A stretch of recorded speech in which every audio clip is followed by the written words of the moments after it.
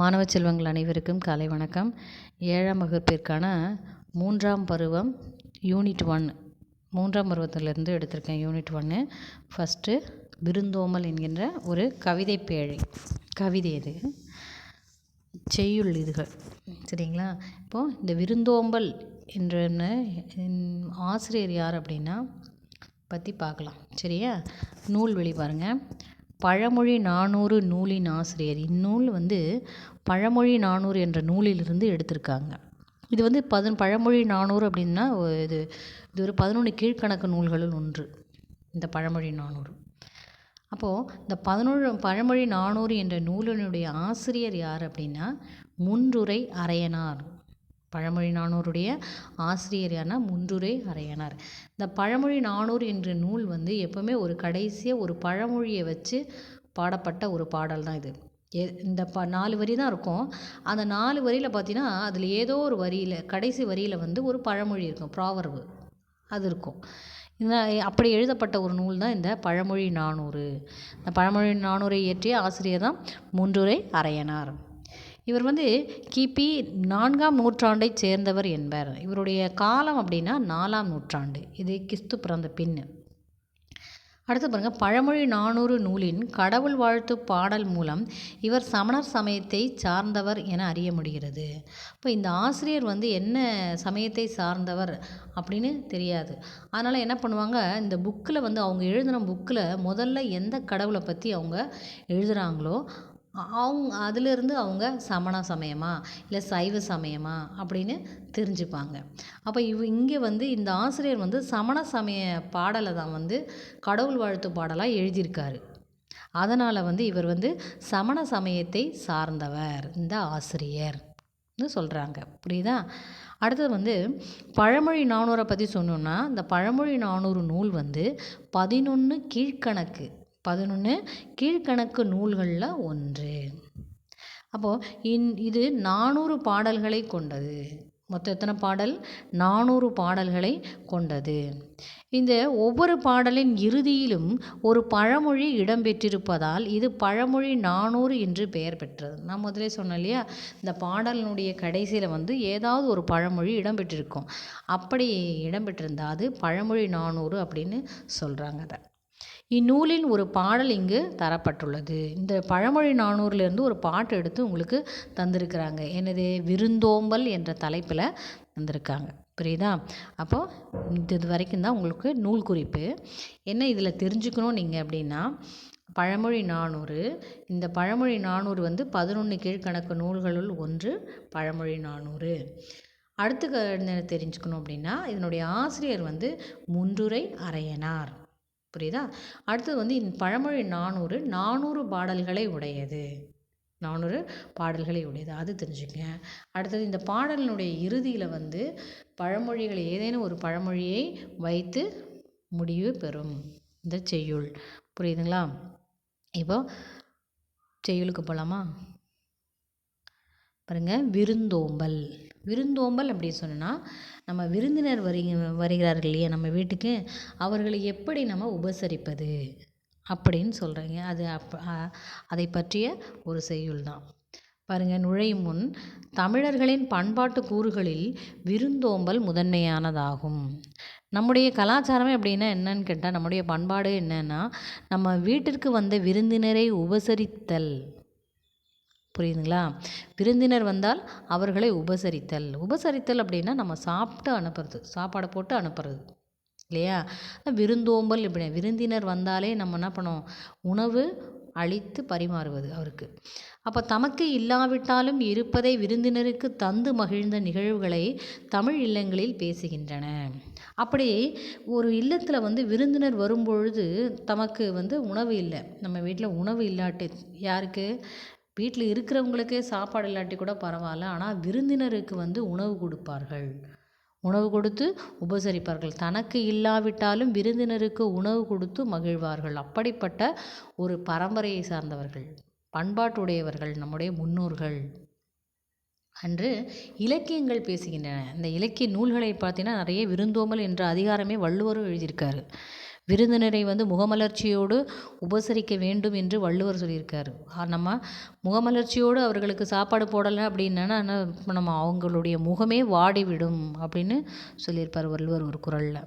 புரியுதுங்களா? அதனால் விருந்தினர் வந்தால் நல்லா பேசி அவர்களுக்கு உணவளித்து மகிழ்வுடன் அனுப்ப வேண்டும் என்ற கருத்தை வந்து சொல்கிறாங்க.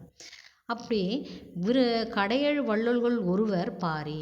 இந்த கடையேழு வள்ளல்கள் அப்படின்னா ஒருத்தர் வந்து பாரின்னு ஒருத்தர். 7 பேர் கடையேழு வள்ளல்கள் அப்படின்னா 7 பேர் இருக்காங்க. அதில் ஒருத்தர் தான் பாரி. பாரியினுடைய புதல்வியர் பரணர்களுக்கு புதுமையாக உணவு அளித்த செய்திகளை கூறும் பாடல் அறிவோம். அந்த பாரியினுடைய பெண்கள், புதல்வியர்னா பெண்கள், மகள்கள் 2 பேர் இருக்காங்க. அந்த அப்போ பாரியினுடைய மகள்கள் அந்த 2 பேர் என்ன பண்ணாங்க, வீட்டில் வந்து எப்பவுமே சாப்பாடு இருந்தால் சாப்பாடு போடுவாங்க இல்லையா? ஆனால் இந்த பாரியினுடைய 2 புதல்வியர்கள் வந்து ஒரு புதுமையான முறையில் வந்து அவங்களுக்கு விருந்து படைத்திருக்கிறார்கள். யாருக்குன்னா பாணர்களுக்கு. பாணர்கள் அப்படின்னா யாருன்னா இந்த பாட்டு பாடி வரவர்கள் தான் பாணர்கள் சொல்லுவாங்க சங்க காலத்தில்.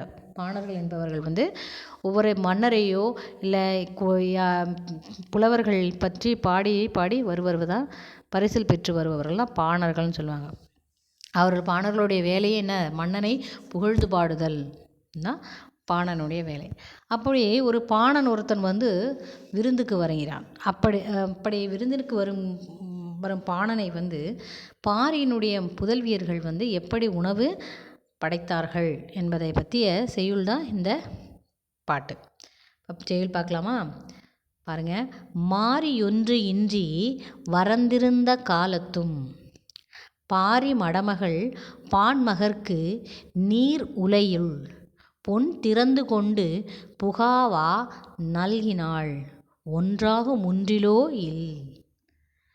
பாருங்க, மறுபடியும் வாசிக்கிறேன். மாரி மாரி அப்படின்னு சொன்னால் மழை. அது வறண்டிருந்த காலத்திலும் வற்றி இருந்த காலத்தில் கூட பாரி மடமகள் பான்மகற்கு, பாரியுடைய பெண்கள், பாரியுடைய மகளிர் யார்? 2 பேர், அங்கவை சங்கவை. இந்த பேர் இங்கே கேட்டிருப்பீங்க, அங்கவை சங்கவை என்ற பெயர். இப்போ பாரியினுடைய மகள்கள் புதல்வியர் பெயர் தான் அங்கவையும் சங்கவையும். அப்போது பாரி மடமகள் பான்மகற்கு, பாணர்கள் இறந்து நின்றனர். அவர்களுக்கு வந்து சாப்பாடுக்காக அவங்க கிட்ட போய் நிற்கிறாங்க. யார்? பாணர்கள். அப்போது நீர் உலையுள் பொன் திறந்து கொண்டு புகவா நல்கினாள் ஒன்றாகும் முன்றிலோ இல் அப்படின்னு சொல்லலாம். அப்போது இறந்து நின்ற போது பாணர்கள் வந்து இறந்து நிற்கிறார்கள். அப்படி இறந்து நிற்கும்போது பாரி மகளிர் வந்து உலை நீரில், சாப்பாடு இல்லை, சாப்பாடு இருந்தால் தானே கொடுக்கறதுக்கு, அப்படி இல்லாத நேரத்தில் என்ன பண்ணாங்களாம், பாரி மகளிர்கள் வந்து அப்படி கொதிக்க வைக்கிற தண்ணியில் வந்து பொன்னிட்டு அவர்களுக்கு தந்தனர். பொன் தெரியும் இல்லையா உங்களுக்கு? பொண்ணுன்னா அதை அந்த உலை நீரில் இட்டு என்ன பண்ணால் அவர்களுக்கு கொடுத்தாங்க.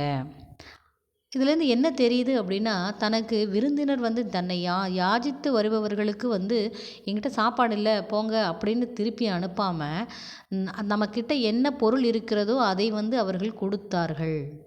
அவர்கிட்ட இருக்கிறது என்னது? சாப்பாடு இல்லை, ஆனால் பொன் தான் இருக்குது. அதை என்ன பண்ணாங்க? பொருள் ஏதும் இல்லாத நிலையிலும் அப்பெண்கள் வந்து அங்கவையும் சங்கவையும் இந்த பொன்னை அவர்களுக்கு வழங்கினார்கள் என்ற கருத்தை சொல்கிறாங்க. அப்போ சங்க காலத்தில் வந்து பொருள் ஏதும் இல்லாத வீடு எதுவும் இல்லை என்பதை அறியலாம். இதிலேருந்து என்ன தெரியலாம்? பொருள் இல்லாத வீடு எதுவுமே இல்லை அப்படின்னு சொல்கிறாங்க. அப்போது இப்பாடல் இடம்பெற்றுள்ள பழமொழி என்ன அப்படின்னு சொன்னால், கடைசியில் ஒரு பழமொழியில் முடியும் இருக்கும் சொன்னோம் இல்லையா? அது என்ன பழமொழினா, ஒன்றாகும் முன்றிலோ இல் என்பதாகும். ஒன்றாகும் மூன்றிலோ இல் அப்படின்னா, இல்லுன்னா வீடு. அப்போது இதனுடைய பொருள் ஒன்றுமில்லாத வீடு எதுவும் இல்லை. எது? ஒன்றுமில்லாத வீடு எதுவும் இல்லை என்பது தான் இந்த பாட்டினுடைய ஒரு பழமொழி. ஏதோ ஒரு பொருளை வந்து கொடுத்து உபசரிப்பார்கள் என்ற கருத்தை வந்து இந்த பாட்டின் மூலம் விளக்குகிறார்கள் ஆசிரியர். புரியுதா? இப்போ பாருங்கள், மாரியொன்று இன்றி வரந்திருந்த காலத்தும் பாரி மடமகள் பான்மகற்கு நீர் உலையுள் பொன் திறந்து கொண்டு புகாவாக நல்கினாள் ஒன்றாக முன்றிலோ இல். தான் பாடனுடைய பொருள். மறுபடியும் பொருள் சொல்கிறேன். மழை இல்லாத வறட்சிய நிலவிய காலத்தில் வந்து பாரி மகளிர்கள் வந்து அங்கவை சங்கவை 2 பேரும் என்ன பண்ணாங்களாம், பாணர்கள் வந்து இறந்து நின்றனர். பாரி மகளிர் வந்து உலையில் பொன்னிட்டு அவர்களுக்கு தந்தனர். இதிலிருந்து பொருள் இல்லாத வீடு எதுவும் இல்லை என்ற பழமொழியின் மூலம் உணர்த்துகிறார். புரியுதா? ஒன்றாக முன்றிலோ இல் என்பது இதனுடைய பழமொழி. இந்த பாடல் பார்த்திங்கன்னா உங்களுக்கு வந்து மனப்பாட பகுதி ஸ்டார் போட்டிருக்கு. மாறி ஒன்று இன்றி வரந்திருந்த காலத்தும் பாரி மடமகள் பான்மகற்கு நீர் உலையுள் பொன் திறந்து கொண்டு புகாவா நல்கினாள் ஒன்றாக முன்றிலோ இல். புரியுதுங்களா? இதை வந்து 3 முறை எழுதிட்டு பார்த்து எழுதுங்க. அப்படியே பார்த்து எழுதிட்டே மனப்பாடம் பண்ணிக்கிங்க. படிச்சுட்டு என்ன பண்ணுறீங்க, வாட்ஸ்அப்பில் எழுதி அனுப்புறீங்க 3 முறை. புரியுதுங்களா? திங்கக்கிழமை உங்களுக்கு வந்துடும். திங்கக்கிழமை என்ன பண்ணலாம், ஹோம்ஒர்க் எழுதி அனுப்பலாம் நீங்கள். புரியுதா? இதை படித்து பாருங்கள். இந்த பாட்டினுடைய பொருள் வந்து பின்னாடி கொடுத்துருக்கேன். அதை ஒரு வாட்டி ரீட் பண்ணுங்கள். அப்போ அந்த பாட்டினுடைய பொருள் உங்களுக்கு சந்தேகம் இருந்தால் புரியும். சரியா? ஏதாவது இது படித்து உங்களுக்கு டவுட் இருந்ததுன்னா கேளுங்க. நன்றி. மீண்டும் சந்திப்போம்.